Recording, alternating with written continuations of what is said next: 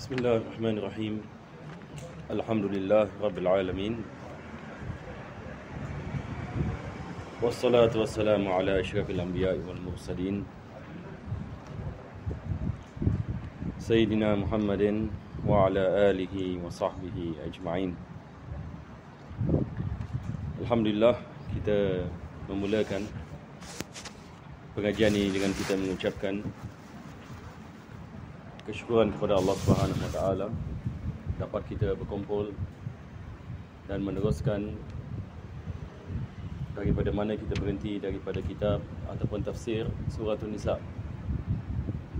Dan kita berdoa kepada Allah Subhanahu wa taala, mudah-mudahan Allah menjadikan pengajian ini sebab pengampunan bagi segala dosa, dan dengannya Allah memberikan kepada kita syifa daripada segala penyakit dan melamatkan kita daripada segala bala, daripada segala bencana di dunia dan akhirat. Dan mudah-mudahan Allah sentiasa memberikan kepada kita keselamatan di dunia, keselamatan di akhirat, kebahagiaan di dunia, kebahagiaan di akhirat, dan husnul khatimah, dan mengumpulkan kita bersama Nabi kita sallallahu alaihi wasallam pada hari kiamat nanti. Amin ya rabbil alamin.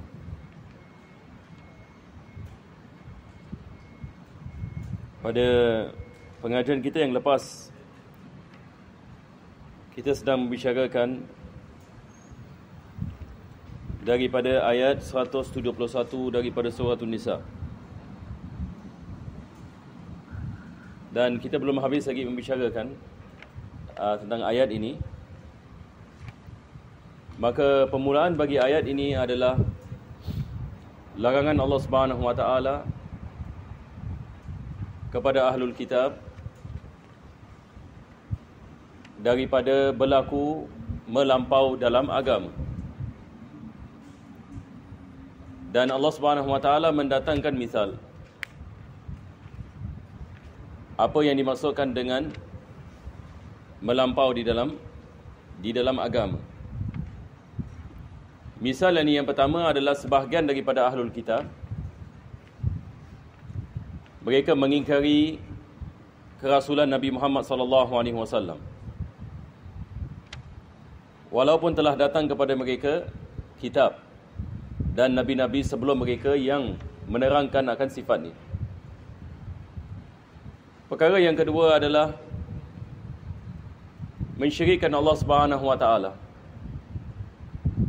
dengan mendakwa Nabi Isa alaihi salam adalah anak kepada Tuhan dan Tuhan. Jadi pertama kita ada manusia yang mengingkari Nabi Isa AS dan Nabi Muhammad SAW sebagai Rasul, seperti orang Yahudi. Bukan saja mereka mengingkari Nabi Muhammad SAW, mereka juga mengingkari Nabi Isa AS sebagai Rasul. Manakala kita ada orang Nasrani, mereka masuk kepada melampau ini yang berbeza, iaitu mereka beriman kepada Nabi Isa AS, akan tetapi keimanan mereka melampau sehingga kan mereka mensyirikkan akan Allah Subhanahu wa taala. Maka Allah mengatakan, janganlah kamu melampau di dalam agama kamu. Ini yang dimaksudkan. Maka kita umat Nabi SAW, umat Islam, kita mengambil jalan pertengahan. Kita ikrar bahawasanya Nabi Muhammad SAW dan Nabi Isa AS adalah Rasulullah, dan kita menolak bahawa mereka adalah anak kepada Tuhan ataupun Tuhan. Maka kita telah meletakkan hak ini pada tempatnya. Maka ini adalah daripada larangan ini Allah Subhanahu wa taala. Jadi daripada perkara apa yang kita dapat manfaat daripada ayat ini adalah di dalam agama pun kita ada pelampauan. Ada orang mungkin pada zahirnya mendakwa dia mengamalkan agama, dia beriman kepada suatu agama, akan tetapi keimanannya tidak diterima disebabkan dia melampau ini di dalam keimanannya kepada sesuatu perkara, sehingga membawanya kepada kesesatan. Maka datang Nabi kita SAW dan menerangkan kesilapan-kesilapan ini. ayat-ayat seperti ini diturunkan menerangkan tentang ahlul kitab. Sebab kaum Arab musyrikin pada zaman Nabi SAW, mereka kalau ada kemusykilan agama, mereka pergi kepada siapa? Sebelum datang Nabi SAW, kalau mereka ada kemusykilan dalam agama, mereka akan pergi kepada ahlul kitab. Sebab kaum Arab musyrikin, mereka sembah berhala. Jadi kalau mereka nak tahu tentang kisah-kisah Nabi-Nabi sebelumnya, mereka akan datang kepada Yahudi dengan Nasrani dan menanyakan kepada mereka tentang Nabi Ibrahim AS, tentang Nabi Musa AS dan Nabi-Nabi yang sebelumnya. Tetapi datang Nabi SAW, maka Nabi memperbetulkan apa yang silap di dalam kefahaman mereka dan apa yang telah diubahkan daripada hukum ahkam yang diturunkan oleh Allah Subhanahu wa taala. Juga pada minggu lepas kita membicarakan tentang Nabi Isa AS. Dalam Al-Quran Allah mengatakan Nabi Isa AS adalah roh Allah. Roh daripadanya. Roh daripada Allah. Ruhum minhu. Roh daripada Allah. Maka beliau terkenal dengan Ruhullah. Nabi Isa AS yang terkenal dengan perkataan Ruhullah. Nabi Musa AS terkenal dengan perkataan Kalimullah. Nabi Ibrahim AS yang terkenal dengan Khalilullah. Nabi Muhammad SAW terkenal dengan Habibullah. Kenapa dia dikenali sebagai Ruhullah? Sebab ayat ini Allah mengatakan wa ruhum minhu. Nabi Isa AS Allah mengatakan dia adalah roh daripada Allah. Apa maksudnya? Saya terangkan ini minggu lepas. Roh daripada Allah maksudnya Allah menciptakan roh ini. Dan roh ini berbeza dengan yang lain. Apa bezanya? Biasanya roh ini apabila diletakkan di dalam apa? Kita mengatakan dalam apa kita panggil? Rahim. Roh ini apabila diletakkan dalam rahim, biasanya dia dikaitkan dengan sebab. Betul ke tidak? Sebab ini lelaki dengan wanita. Tetapi roh ini khusus. Allah Subhanahu Wa Taala menciptakan bercanggah dengan asbab. Maka Allah mengatakan inilah roh daripada Allah. Maksudnya dialah roh yang khusus. Ini adalah perkara yang pertama. Perkara yang kedua, kita lihat Allah menifat Nabi Isa AS sebagai kalimatuhu. Nabi Isa AS adalah kalimah Allah. Alqaha ila Maryam, yang diletakkan kepada Maryam. Ini juga kita telah terangkan. Maksud kalimah di sini seperti mana ahli tafsir mengatakan, dia adalah kun fayakun. Yani Allah Subhanahu Wa Taala mengatakan jadi, maka ia jadi. Sebab manusia kalau menggunakan akal mustahil. Macam mana satu orang hamil tapi tak pernah disentuh oleh lelaki, tapi dia hamil. Kalau gunakan akal mustahil. Tapi Allah mengatakan kun fayakun, jadi maka ia jadi. Allah tidak berhajat kepada sebab. Manusia berhajat kepada sebab. Betul ke tidak? Kita kalau lapar kita cari makan. Kita kalau haus kita cari air. Allah ini tidak memerlukan sebab. Kalau Allah nak memberikan hilang haus, tak perlu air. Manusia tak minum air selama 100 tahun, juga Allah boleh menjaganya. Tidak mustahil bagi Allah Subhanahu Wa Taala. Jadi ini yang kita membicarakan pada pengajian kita yang lepas. Dan ini adalah perkara yang penting. Sebab kita lihat di dunia sekarang ini, hanya dua agama yang kita lihat sering berkelahi. Dua agama. Pertama sekali adalah agama Nasrani. Dan yang kedua kita ada agama Islam. Kedua-dua agama ini mengajak manusia menganutinya. Berbeza dengan agama lain. Itu sebab ini dalam Al-Quran ini banyak Allah ceritakan tentang Nasrani, tentang Nabi Isa AS, tentang bagaimana Allah menciptakannya tanpa asbab. Dan Allah menerangkan kepada kita yang hak, supaya kita dapat menerangkan kepada yang lain. Kenapa saya mengatakan agama Islam dengan agama Nasrani yang mengajak manusia menganutinya? Kita lihat selain daripada agama Islam, agama Nasrani, biasanya mereka tidak mengajak orang lain menganutinya. Sebagai misal agama Yahudi. Boleh tak orang Melayu masuk Yahudi? Pernah tak dengar? Melayu tapi masuk agama Yahudi. Yahudi pun tak nak terima. Betul tak? Sebab agama mereka balik kepada apa? Bangsa. Hanya orang Yahudi boleh jadi Yahudi. Jadi diorang tak terima bangsa lain sebab agama mereka diasaskan dengan fahaman bangsa mereka adalah bangsa yang dipilih oleh Allah. Jadi orang putih nak masuk Yahudi tak boleh. Orang hitam nak masuk Yahudi pun tak boleh. Melayu nak masuk Yahudi pun tak boleh. Dia nak kena check background. Apa yang background macam mana? Ada Yahudi ke tak ada Yahudi? Tak boleh sebarang-sebarang. Walaupun dia mengatakan, tapi saya suka orang Yahudi, tak boleh. Awak suka hanya di hati, dia mengatakan. Sayang mereka hanya di hati, tapi minta maaf sebab awak bukan kita. Ini Yahudi punya cerita. Sama juga dengan agama Sing. Agama Sing, mereka juga apa? Mereka juga kira apa? Bangsa. Kita tak pernah dengar satu orang misalan bukan Sing nak convert dari Sing. Mereka pun keliru. Macam mana ni kalau Melayu ini pakai turban, orang akan menyangkakan ini orang Islam ini. Tak pernah dengar ya. Selain daripada Sing dari Sing. Jadi ini adalah agama yang ini khusus ini bagi bangsa. Berkenaan dengan agama Hindu, dia adalah khusus ini bagi tempat. Agama Hindu, orang yang tinggal di India dan mereka ada fahaman mereka dan adat mereka yang bersangkut paut ini dengan bangsa mereka. Begitu juga dengan orang Cina. Buddhis bukan agama. Agama Buddha ini bukan agama. Ini mungkin ramai orang tak tahu. Kita menyangkakan Buddha ini agama. Agama Buddha ini dia bukan sebenarnya. Dia bukan ini sebenarnya ini agama. Jadi kita tak masukkan ini dalam agama. Dari selain kita lihat daripada agama-agama yang ada di dunia ini yang besar. Yang paling banyak yang menganuti pertama sekali adalah orang Islam, yang kedua adalah ini orang Nasrani. Apa yang kita lihat hari ini, ramai orang di barat meninggalkan agama Nasrani. Ini yang sedang berlaku sekarang. Ini juga kita nak kena faham. Jadi apabila yang ini berlaku perubahan di barat dengan adanya teknologi dan orang yang ini sudah mula memahami kepentingan yang ini menggunakan logik dalam berfikir, mereka meninggalkan agama Nasrani. Itu sebab kita lihat di barat sekarang agama Islam menyebar dengan pesatnya.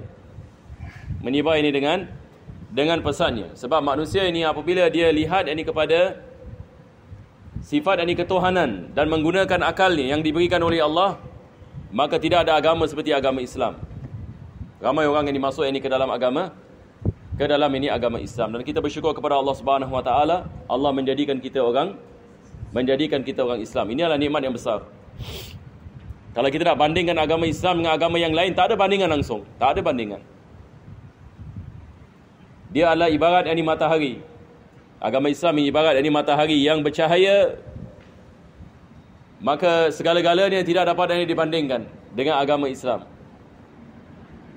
Maka keimanan kita kepada Allah Subhanahu Wa Taala diasaskan dengan dalil yang yakin. Sama ada kita mengatakan dalil akli ataupun dalil naqli. Dalil daripada Quran dengan sunnah, dan juga dalil yang ini dah akal. Tidak ada bercanggah. Kita mengatakan Tuhan satu. Tuhan satu. Mustahil Tuhan dua. Kalau Tuhan dua apa jadi? Tuhan kalau dua, kita tidak akan lihat alam ini dalam keamanan dan ketenteraman seperti apa yang kita lihat. Maka kita lihat ini alam ini berfungsi dengan sempurna. Ini adalah dalil bahawasanya Tuhan adalah satu.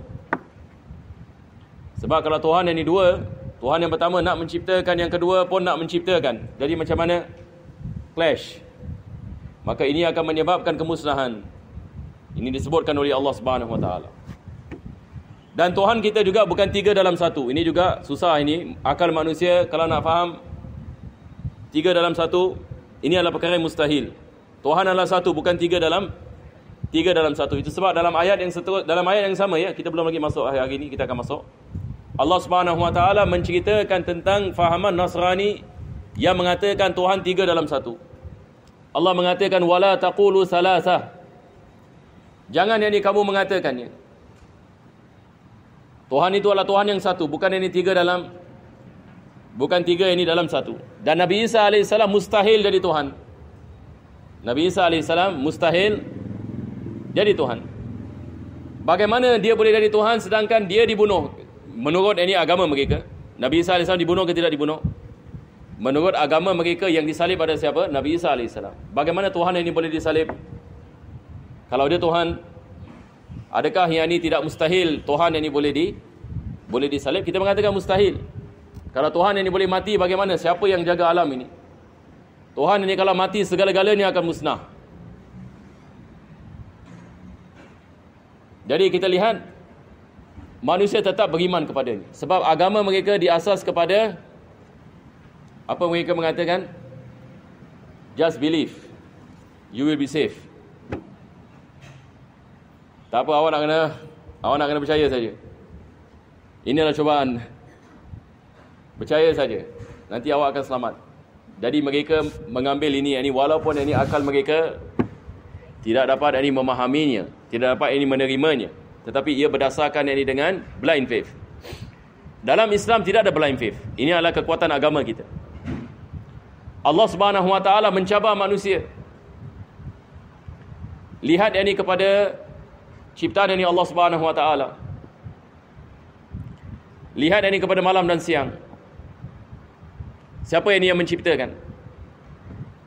Allah Subhanahu Wa Taala yang menciptakan, yang menurunkan hujan, yang tidak ada sekutu baginya, yang tidak sama dengan makhluknya, yang maha berkuasa, yang maha mengetahui, yang maha berkehendak.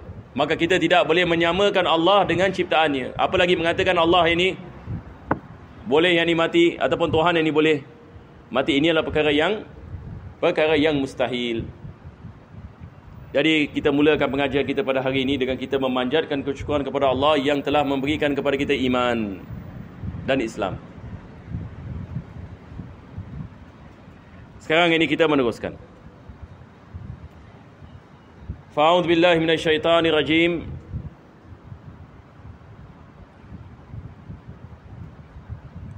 Ya ahlal kitab la taghlu fi dinikum wa la taqulu 'ala Allahi illa al-haqq. Innamal masihu Isa ibn Maryam rasulullah wa kalimatuhu alqaha ila Maryam wa ruhum min fa aminu billahi wa rusulih.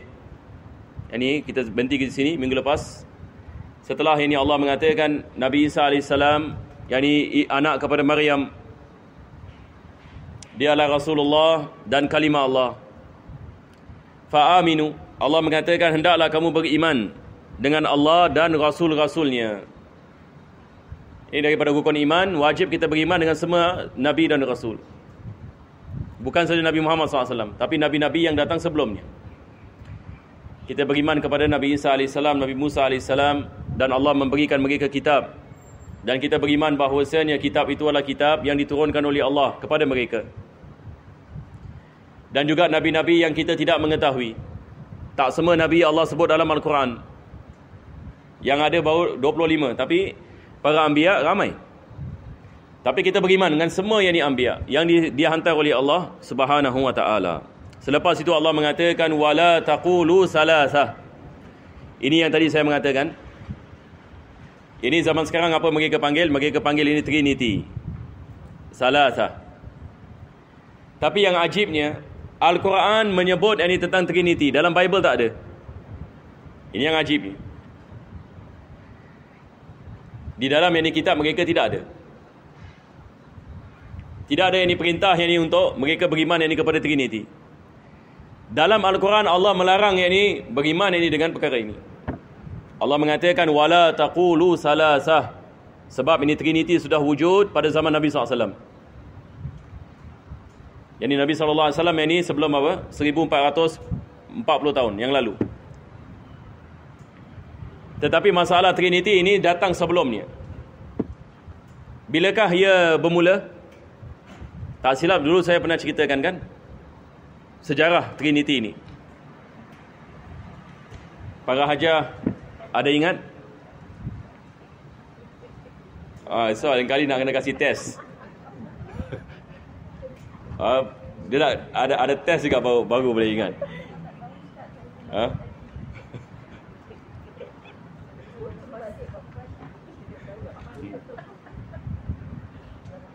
Tak, dia punya test nak kena every month lah, sekali. Jadi dalam setahun 12 kali baru boleh. Jadi kisahnya, saya ringkaskan kisahnya. Nabi Isa AS, dia membawa tauhid seperti para anbiya yang lain. Tetapi pada zamannya tak ramai yang beriman. Pada zaman Nabi Isa AS, yang beriman hanya segelintir. Ramai tidak beriman kepada Nabi Isa AS. Jadi apa yang berlaku setelah Allah selamatkan Nabi Isa AS, yang segelintir ini, dia yang menyebarkan ajaran Nabi Isa AS selepas Nabi Isa AS. Jadi mereka pergi ke Turki, sebahagian daripada mereka sampai di barat. Siapa? Anak murid. Ini pengikut Nabi Isa AS. Kalau dalam bahasa Inggeris kita panggil mereka disciples. Kalau dalam orang Kristian panggil apa? The disciples. Disciples ini maksudnya orang yang duduk bersama Nabi Isa AS. Dan yang terkenal ada 12 orang. Yang terkenal ada 12 orang. Ini 12 ini yang disebut oleh dalam Al-Quran sebagai Hawariyun. Ini adalah manusia-manusia yang bersama Nabi Isa AS. Kalau dalam kita punya tradisi kita panggil apa? Sahabat lah, seperti sahabat. Orang yang bersama Nabi Muhammad SAW adalah sahabat. Orang yang bersama Nabi Isa AS Hawariyun. Mereka ibarat dari seperti sahabat. Jadi Nabi Isa AS ini berpesan kepada mereka, kalau aku dah tak ada, engkau nak kena sebarkan apa yang aku telah sampaikan kepada engkau. Jadi mereka mengambil janji daripada Nabi Isa AS. Maka Nabi Isa AS diangkat oleh Allah. Yang sebarkan ajarannya adalah disciples ini, Hawariyun. Jadi kita lihat dalam surah Yasin, Allah ceritakan mereka pergi ke Turki. Mereka pergi ke tempat nama Antakya. Ini dalam surah Yasin. Fa'azaznahum bisalisin faqalu inna ilaikum mursalun. Qalu ma antum illa basyarum misluna wa ma anzala ar-rahmanu min syai'in in antum illa takzibun. Qalu rabbuna ya'lamu inna ilaikum lamursalun wa ma alaina illa al-balaghul mubin. Kisah yang ini tentang satu orang Habibun Najjar. Wa ja'a min aqsal madinati rajulun yas'a qala ya qaumi ittabi'ul mursalin ittabi'u man la yas'alukum ajran wa hum muhtadun. Akhir sekali dia dibunuh. Ini kisah Habibun Najjar. Yang datang kepadanya adalah Hawariyun, anak murid Nabi Isa AS. Jadi mereka menyebarkan ajaran Nabi Isa AS sampai yang ini ke barat. Ke barat ada salah satu daripada dia punya disciple yang di makam dia dekat sana. Jadi mereka sampaikan agama yang dibawa oleh Nabi Isa AS. Dan ada sebahagian daripada mereka dibunuh. Tetapi setelah itu manusia menganuti agama ini. Tamam? Manusia menganuti agama fitrah, agama yang berasaskan dengan tauhid. Maka mereka pada awal sejarah dikenali sebagai Unitarian. Yang maksudnya orang yang beriman kepada Tuhan yang satu. Mereka tidak ada syirik kepada Allah. Mereka beriman Nabi Isa AS Rasulullah. Dan Allah adalah Allah. Allah adalah Tuhan. Tetapi selepas itu satu peristiwa yang besar yang ini berlaku. Datang ini seorang raja nama dia ini susah sikit ya. Konstantin. Ini para hajar bolehlah baca tentang Konstantin. Siapa ini? Sebab Nabi SAW sebut. Nama dia siapa? Konstantin. Ini orang dalam sejarah yang ini dikenali yang ini dengan baik. Dan ada satu negeri yang dinamakan dengan namanya. Negeri yang dinamakan dengan namanya adalah Konstantinopel. Di Algeria sampai hari ini ada Konstantin. Ada yani negeri ataupun satu daerah namanya Konstantin. Di Turki, Istanbul ini asalnya Konstantinopel. Konstantinopel. Dia duduk kat sana. Dia punya apa kita mengatakan dia punya capital kat sana. Dekat Konstantinopel. Dalam bahasa Arab kita panggil apa? Konstantinia. Nabi SAW ada sebut nama Konstantinia dalam banyak hadis ni. Jadi datang raja ini, sebab raja ini Rom kan, dia adalah raja Rom. Jadi Rom ini, mereka ni bukan Nasrani. Orang Rom ini dia adalah pagan. Maksudnya mereka sembah yang ni kepada bahala. Dan mereka ada agama yang ni yang agak pelik sekali. Sebab mereka beriman Tuhan, langit ada Tuhan sendiri. Air ada Tuhan sendiri. Api ada Tuhan sendiri. Laut ada Tuhan sendiri. Jadi kalau mereka nak hujan, mereka berdoa kepada Tuhan yang di langit. Kalau mereka sesat ini di lautan, mereka berdoa ini kepada Tuhan yang ada di lautan. Jadi mereka banyak Tuhan. Lepas itu mereka draw mereka kepada Tuhan-Tuhan ini. Lepas itu ada satu Tuhan yang saya ingat sampai hari ini namanya, sebab dalam kartun semua ada, nama dia Zeus. La ilaha illallah. Dulu kita kecil-kecil ada tengok kartun Zeus. Jadi Zeus ini kira macam Tuhan yang besar mereka. Dulu kita tak tahu, budak kecil. Dari bila dah besar baru tahu ini sebenarnya ini Tuhan yang disembah ini oleh Rom, kerajaan Roman. Jadi mereka ni, orang Rom ini benci kepada orang Nasrani. Dia nampak Nasrani dia bunuh. Jadi Nasrani dulu kalau dekat barat tak boleh hidup, semua sembunyi-sembunyi. Di Unitarian ini semua dibunuh. Orang yang ikut kepada ajaran Nabi Isa AS, kalau ditangkap, hukuman bunuh terus. Dah tak ada cerita, kasih makan dekat tiger. Mereka buat macam apa, macam stadium kan. Orang Rom ini, dia punya hukuman dia buat macam stadium, dia keluarkan apa? Dia keluarkan ini apa, harimau, singa. Lepas itu dia campak ini manusia dekat tengah-tengah. Lepas itu semua tengok macam show. Manusia dimakan oleh binatang bos. Ini dia panggil apa hipodrom ke apa? Hipodrom. Kalau kita pergi di negeri-negeri seperti Turki, masih ada lagi tempat tu. Saya pernah pergi. Hipodrom. Memang ini menyerikan. Sebab tempat seperti ini dia membunuh ini orang. Ala kulli hal, inilah kisah ini Konstantin. Kenapa yang ini Konstantin yang ini penting? Sebab dia adalah orang yang pertama sekali daripada kerajaan Rom yang merupakan raja Rom yang masuk agama Nasrani. Yang pertama sekali. Sebelum ini semua yang disembah berhala. Semua yang di Rom sembah berhala dan mereka benci kepada Nasrani. Tapi tiba-tiba dia pula yang ni menganut agama Nasrani. Ada macam-macam version yang ceritanya kenapa dia menganut Nasrani. Sebab ini dia sedang dalam peperangan. Ini saya ada baca sikit, tak tahu betul ke tak betul. Dalam peperangan dia lihat macam satu mukjizat. Dia sedang berjalan ini di macam tempat. Lepas itu sebelum ini peperangan dia lihat ke langit. Dia lihat ini lambang ini Nasrani. Dia mengatakan Nasrani ini kalau aku menang peperangan ini, aku akan masuk Nasrani. Betul dia menang. Jadi lepas itu dia mengatakan, dia mengiklankan dia masuk ini ke dalam agama Nasrani. Jadi apabila dia masuk ke dalam agama Nasrani, kenapa dia penting? Sebab dia menjadikan agama Nasrani agama official bagi Roman Empire. Sekarang ini agama Nasrani yang ditindas sebelum ini tiba-tiba jadi official religion pula. Itu sebab ini agama Nasrani spread ini dekat Roman Empire. Tetapi masalahnya Konstantin ini, dia menganuti ini agama yang ini Nasrani yang dicampur ini dengan paganism, Rom ni paganism. Sebab dia tidak mau meninggalkan kepercayaannya juga. Jadi dia mengatakan aku masuk Nasrani tapi ada syarat. La ilaha illallah. Ada syarat. Apa syaratnya? Salah satu daripada syarat dia ini Trinity. Ini kisah ni, saya pendekkan cerita ni.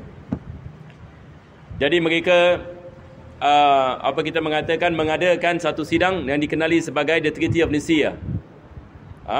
The Treaty of Nicaea. Nicaea ini juga ada tempat di Turki. Jadi dekat sana mereka panggil padi-padi dunia yang besar. Lepas itu mereka mengeluarkan fatwa. Agama Nasrani adalah agama Nasrani yang berdasarkan kepada Trinity. Ada padi-padi yang tak setuju mengatakan macam mana ini? Ini bukan yang dibawa oleh Nabi Isa AS. Mereka dihalau dan dibunuh. Salah seorang daripada mereka namanya Arius. Ini juga kita nak kena baca tentang Arius. Sebab Nabi SAW sebut namanya. Apabila Nabi SAW menghantar surat ini kepada Herakla pada zamannya, Nabi mengatakan dalam surat itu, Aslim taslam. Yang ini masuklah kamu ke dalam agama Islam, kamu akan selamat. Kalau tidak, kamu akan dibebankan dengan Ismil Arisiyin, dengan dosa-dosa pengikut Arius. Arius ini adalah padri yang beriman kepada Nabi Isa AS dengan keimanan yang betul. Tetapi dalam Treaty of Nicaea, apabila dia bersuara, maka mereka nak bunuh dia, halau dia daripada kaunsil. Akhirnya dia ditindas. Dan agama Nasrani yang diasaskan dengan Trinity ini yang dikedepankan. Dan disebarkan yang ini di negeri-negeri yang ini di bawah kerajaan Rom. Dan ini berlaku pada tahun berapa? Sikit lebih kurang 325 ataupun 333 Masihi, iaitu 300 tahun selepas Nabi Isa AS. 300 tahun. Jadi masalah Trinity ini datang 300 tahun selepas Nabi Isa AS. Dan Nabi SAW dilahirkan pada akhir kurun yang ke-6 Masihi. Betul ke tidak? Iaitu sikit lebih kurang 300 tahun yang lepas. Yani 300 tahun Treaty of Nicaea, selepas 300 tahun datang Nabi Muhammad SAW. Maka Al-Quran menyebut yang ini tentang Trinity. Wala taqulu salasah. Allah mengatakan janganlah kamu beriman kepada salasah. Ya, ini 3 dalam 1. Jangan kamu mengatakan Tuhan itu adalah the Son, the Father and the Holy Spirit. Tidak ada. Tuhan adalah Tuhan yang satu. Dan Nabi Isa AS adalah manusia,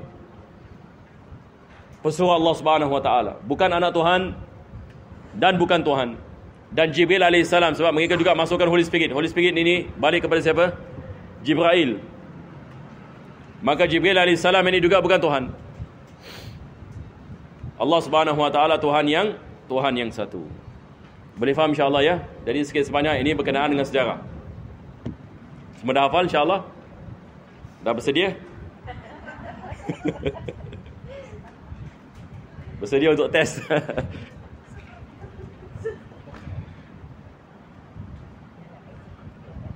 Maka Allah mengatakan wala taqulu salasah. Jangan yang ini kamu mengatakan 3. Intahu khairal lakum, berhentilah kamu daripada sedemikian. Ini adalah risalah kepada orang Nasrani.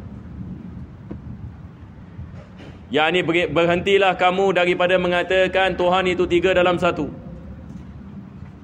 Hari ini kita lihat ramai Nasrani masuk Islam berkenaan dengan perkara ini. Sebab apabila mereka keliru dalam agama mereka, bagaimana Tuhan boleh 3 dalam 1, 1 dalam 3, dan kita mengatakan Tuhan itu 1 tapi tak, dia sebenarnya 3 tapi sebenarnya 1. Jadi mereka mengatakan tak boleh macam ini. Akhirnya mereka lihat kepada Islam. Islam mengatakan Tuhan 1 full stop. Mereka mengatakan ini lebih logik. Betul tak? Banyak yang masuk ke dalam agama Islam disebabkan syak ini atas Trinity. Syak ini atas Trinity. Dan kita lihat debat ini yang berlaku seperti mana kita lihat debat di internet. Misalnya kita boleh dapat debat Syekh Ahmad Didat misalnya dengan padri-padri yang besar. Begitu juga dengan Dr. Zakir Naik. Begitu juga ramai kita lihat zaman sekarang ada orang yang berdebat, kita lihat dengan mudah mereka menang. Yang ni kalau kita lihat mana-mana debat tentang Trinity, kalau orang yang neutral lihat, dia akan mengatakan Islam menang. Tak ada cerita terus. Nampak tak? Sebab ini hatta yang kitab mereka tidak mengisbatkan perkara ini. Sedangkan ini Islam mengajarkan kepada kita tauhid dan persamaan risalah Nabi Muhammad SAW dengan risalah Nabi Isa AS. Jadi sekali lagi kita bersyukur kepada Allah Subhanahu Wa Taala atas nikmat Islam. Maka Allah mengatakan intahu khairal lakum. Berhenti itulah baik bagi kamu. Baik bagi siapa? Bagi manusia. Sebab manusia kalau mati dalam syirik, kalau dia mensyirikkan Allah, segala-galanya tidak akan diterima daripadanya. Dia akan diazab oleh Allah Subhanahu Wa Taala, mati dalam kekufuran. Maka Allah mengatakan selagi mana kamu ada masa, diberikan masa, masih hidup lagi, hendaklah kamu berhenti daripada perkara ini.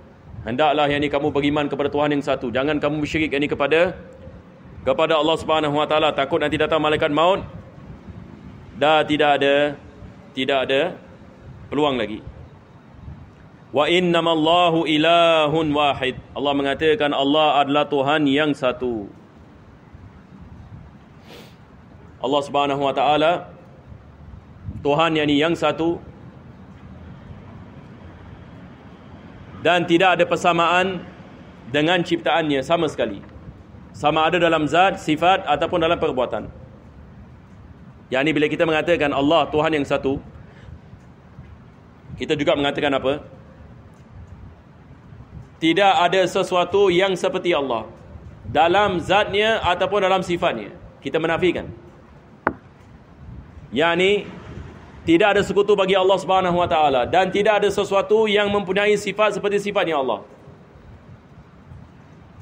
Tidak ada sesuatu yang mempunyai sifat seperti sifatnya Allah Subhanahu wa taala.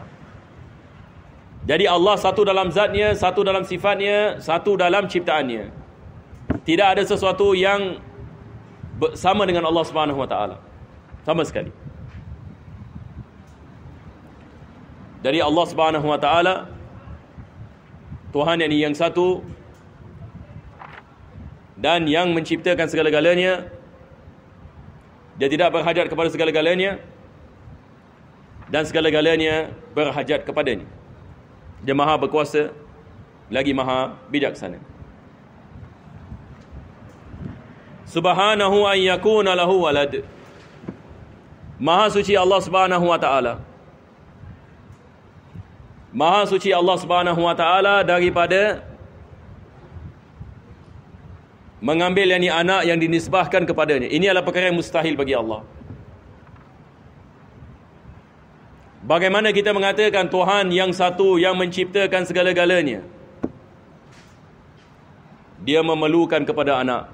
Mustahil. Sifat ini, keperluan ini dinafikan bagi Allah. Manusia memerlukan anak, tetapi Allah Subhanahu wa taala tidak memerlukan selainnya. Dia yang menciptakan segala-galanya dan dia tidak memerlukan kepada segala-galanya. Dia menciptakan ciptaannya bukan disebabkan dia memerlukan. Sama juga bila kita mengatakan misalan Allah menciptakan manusia. Masuk akal ke tidak masuk akal kita mengatakan Allah menciptakan manusia sebab dia memerlukan manusia? Ini mustahil. Manusia ini adalah ciptaan Allah Subhanahu wa taala. Mustahil ini bagi Allah Subhanahu wa taala menciptakan sesuatu dan dia memerlukan kepada apa yang dia menciptakan. Ini adalah perkara yang mustahil. Jadi kita mengatakan Allah menciptakan manusia. Adakah Allah memerlukan kepada manusia? Tidak. Allah menciptakan malaikat. Adakah Allah memerlukan kepada malaikat untuk membantunya? Tidak. Mustahil. Allah memerlukan. Allah menciptakan jin. Adakah maksudnya yakni Allah memerlukan kepada jin? Tidak. Allah Subhanahu wa taala dia menciptakan segala-galanya, dia tidak memerlukan kepada segala-galanya. Dia menciptakan segala-galanya sebab dia berkehendak sedemikian dan menzahirkan kebesarannya. Jadi hari ini bila kita lihat Allah menciptakan langit, Allah menciptakan bumi, kita mengatakan subhanallah, maha suci Allah Subhanahu wa taala. Yakni dia menciptakan segala-galanya, dia menzahirkan kepada kita tentang kebesarannya supaya kita dapat memahaminya.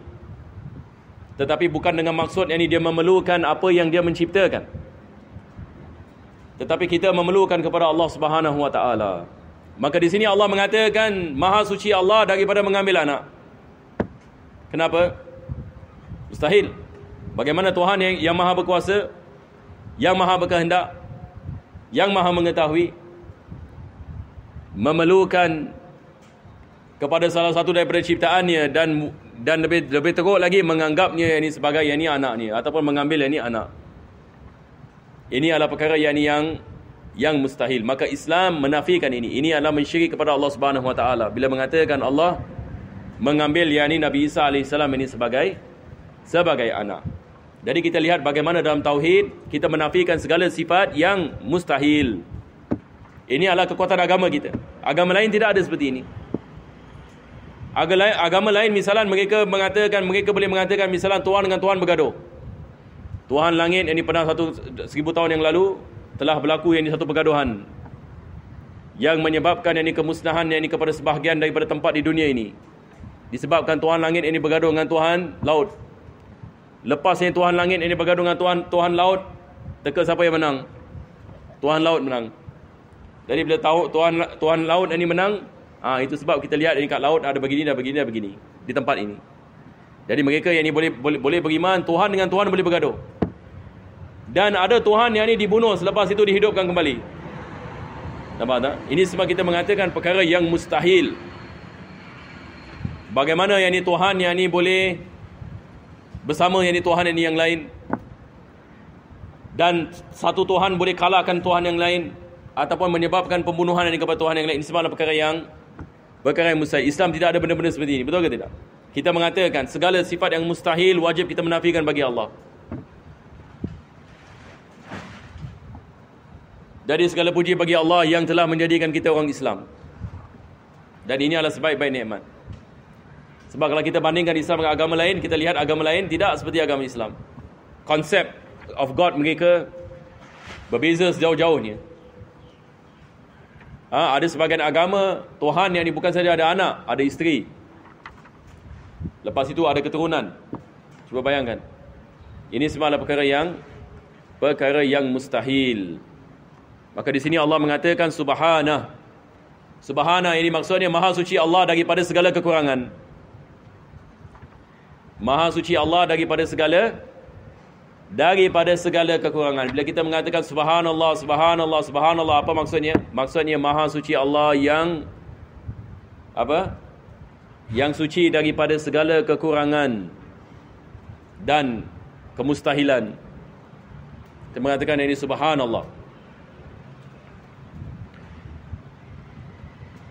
Lahu ma fis samawati wa ma fil ard. Bagi Allah Subhanahu wa taala segala di langit dan di bumi. Segala-galanya dimiliki oleh Allah. Maksudnya bagaimana yakni Allah boleh berhajat kepada sesuatu sedangkan Dia yang menciptakan segala-galanya. Allah yang menciptakan segala-galanya, mustahil Dia berhajat kepada ciptaannya. Sebab Dia yang menciptakan segala-galanya daripada ketiadaan kepada wujud. Wa kafa billahi wakila. Maka cukuplah Allah Subhanahu wa taala sebagai yakni wakila. Apa maksudnya di sini? Yakni maksudnya cukuplah Allah Subhanahu wa taala sebagai yakni Tuhan yang mentadbir segala-gala ciptaannya. Maka dengan ini mustahil Dia berhajat kepada ciptaannya.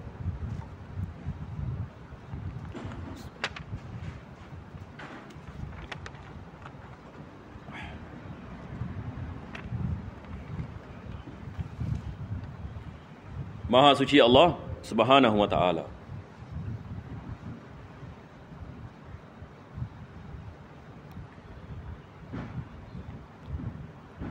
Selepas itu ayat yang seterusnya menerangkan kepada kita tentang Nabi Isa AS.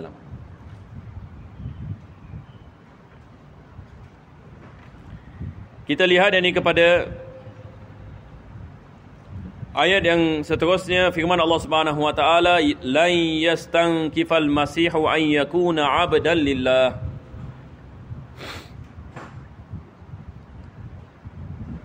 yakni tentang Nabi Isa AS. Apa Allah mengatakan? Allah mengatakan tidak pernah Nabi Isa AS mempunyai takabur dan kesombongan untuk mengabdikan dirinya kepada Allah Subhanahu wa taala. Apa maksudnya? Yakni Nabi Isa AS dia adalah nabi dan rasul. Maka dia mengabdikan dirinya kepada Allah, yaitu dia beriman bahawasanya adalah hamba Allah yang tidak memiliki apa-apa kuasa, yang sentiasa berhajat kepada Tuhannya. Ini kita mengatakan abdan lillah, hamba kepada Allah. Sifat kehambaan. Kita dalam Islam kita ada sifat kehambaan. Apa maksud sifat kehambaan? Kita diajar oleh Nabi SAW, kepentingan ada sifat ini.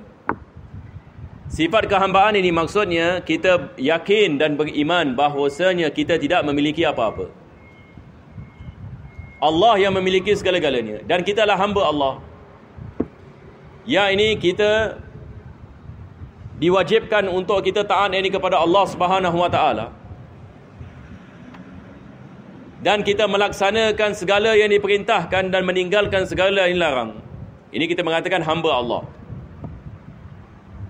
Tapi kalau manusia ingkar, manusia tak mau beriman, tidak mahu melaksanakan ketaatan, adakah ini hamba Allah? Yani kita mengatakan orang ini dia tidak menghambakan dirinya kepada Allah sebab dia melaksanakan apa yang dilarang oleh Allah dan dia tidak melakukan apa yang diperintahkan oleh Allah. Tetapi para anbiya dan rasul, mereka menghidupkan sifat kehambaan yang tinggi. Mereka meyakini bahawasanya Allah yang maha berkuasa, mereka tidak ada kuasa. Allah yang melakukan segala-galanya, mereka tidak melakukannya. Allah yang mentakdirkan segala-galanya. Segala-galanya berlaku dengan kuasa Allah, bukan dengan kuasa mereka. Dan mereka melaksanakan apa yang diperintahkan oleh Allah dan menyampaikan apa yang disampaikan oleh Allah Subhanahu Wa Taala. Maka mereka adalah hamba Allah yang dekat kepada Allah Subhanahu Wa Taala dan mereka menzahirkan sifat kehambaan ini. Maka Allah mengatakan kepada kita, Nabi Isa AS, dia adalah hamba kepada Allah. Yani maksudnya dia menyerahkan segala-galanya kepada Allah Subhanahu Wa Taala. Dia sembah kepada Allah dan dia mengabdikan dirinya kepada Allah dan segala-galanya dilakukannya bukan di atas sebab ini kesombongan. Tidak ada yang ini takabur. Semua nabi-nabi yang ini dijaga oleh Allah daripada sifat-sifat ini kan. Mustahil ini para nabi yang ini ada sifat takabur. Maka di sini Allah mengatakan Nabi Isa AS adalah hamba Allah yang tulen, yang tidak ada sifat yang ini takabur yang ini dalam dirinya, untuk mengabdikan dirinya kepada Allah. Jadi ini adalah bahagian yang pertama. Selepas itu Allah mengatakan walal malaikatul mukarrabun. Begitu juga dengan malaikat-malaikat yang dekat kepada Allah. Mereka juga mengabdikan diri mereka kepada Allah. Mereka juga yang ini mengabdikan diri mereka yang ini kepada Allah Subhanahu Wa Taala. Para malaikat yang ini mereka tidak melakukan maksiat, maksum seperti mana para anbiya. Dan tugas mereka adalah mengabdikan diri kepada Allah. Itu saja. Tugas mereka adalah mengabdikan diri kepada Allah Subhanahu Wa Taala.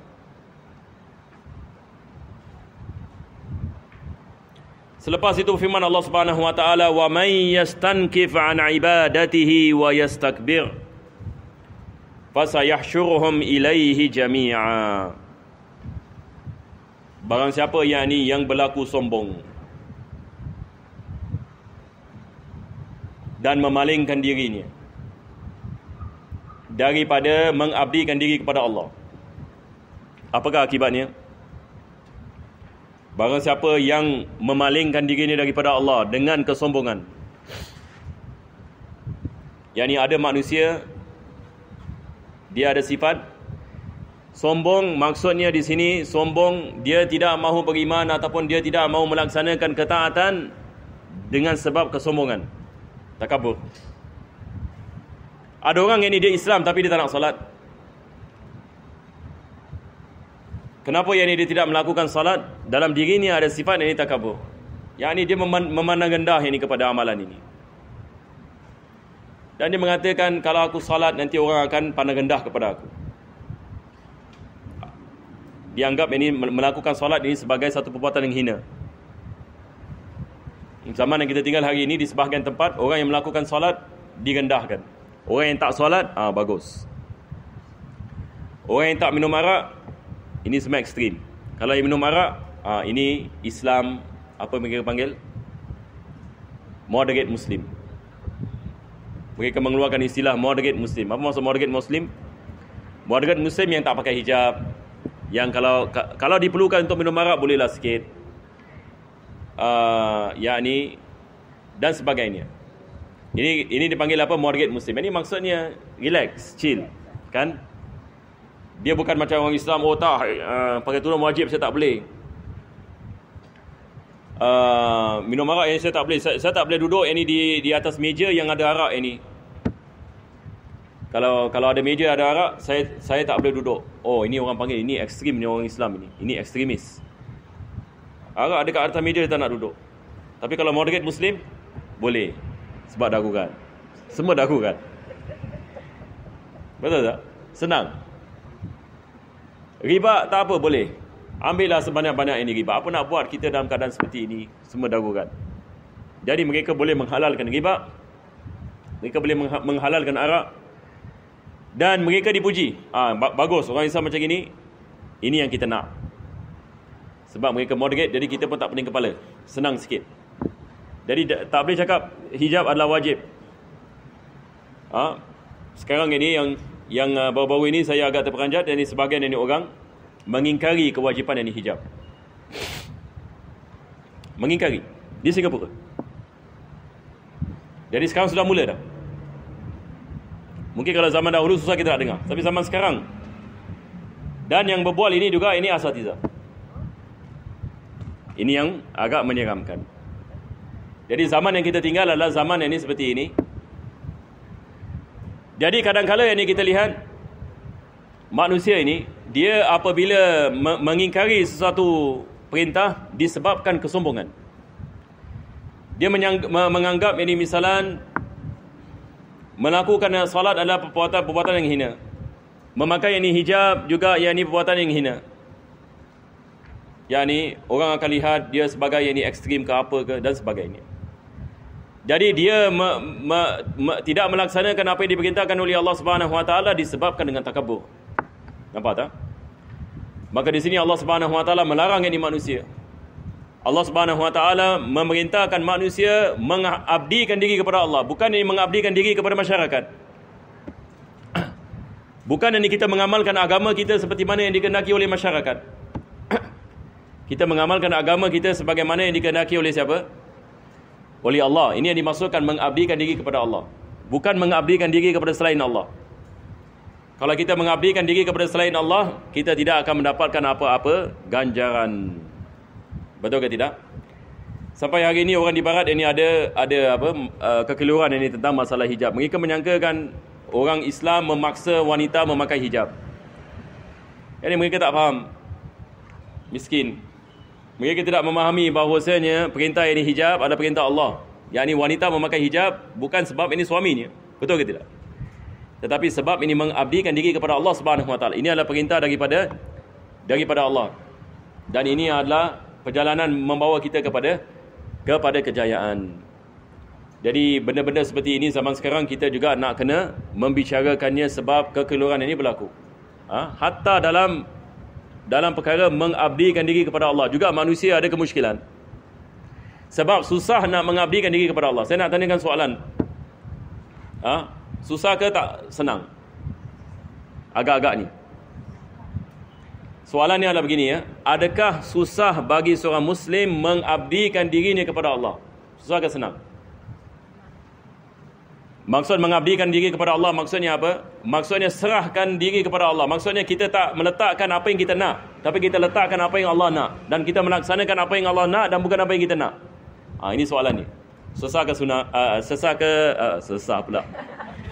Ini nak kena berhenti dah sekarang pukul 12. Susah ke senang? Kalau sesah dah lah perkara lain. Sesah macam gelisah gitu.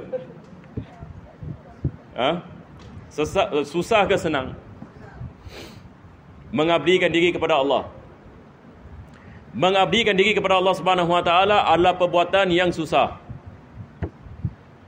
Kalau ia adalah perbuatan yang senang, Masya Allah kita lihat ramai orang Islam ini mengabdikan diri kepada Allah. Tetapi apa yang kita lihat ini fasad dan mungkar yang berlaku. Betul ke tidak? Mana ada manusia, berapa ramai manusia yang ikut perintah Allah zaman sekarang? Berapa ramai manusia yang melaksanakan apa yang diperintahkan dan meninggalkan apa yang dilarang oleh Allah? Tak ramai. Segelintir. Bukan kita mengatakan tidak ada, tetapi tidak ramai. Kebanyakan manusia tidak mengabdikan diri kepada Allah. Kebanyakan. Kita berdoa kepada Allah, mudah-mudahan Allah menjadikan kita di antara hamba-hambanya yang mengabdikan dirinya kepada Allah Subhanahu Wa Taala zahir dan batin, dan mudah-mudahan Allah memberikan kepada kita istiqamah dan matikan kita dalam husnul khatimah. Amin. Ya Rabbal Alamin. Alhamdulillah Rabbil Alamin. Allahumma salli wa sallim ala Sayyidina Muhammad wa ala ali Sayyidina Muhammad. Rabbana zalamna anfusana wa illam taghfir lana Allahumma inna nas'aluka ziyadatan fid din, barakatan fil umur, sihhatan min lisan, wasi'atan fi rizqi, wa tawbatan qabla al-maut, syahadatan al-maut, maghfiratan ba'da al-maut, 'afwan amana min al-'adab, nasiban min al-jannah, warzuqna an-nadhara ila wajhika al-karim. Sallallahu ala sayyidina Muhammadin wa ala alihi wa sahbihi wa sallam. Alhamdulillah rabbil alamin. Taqabbalallahu minkum.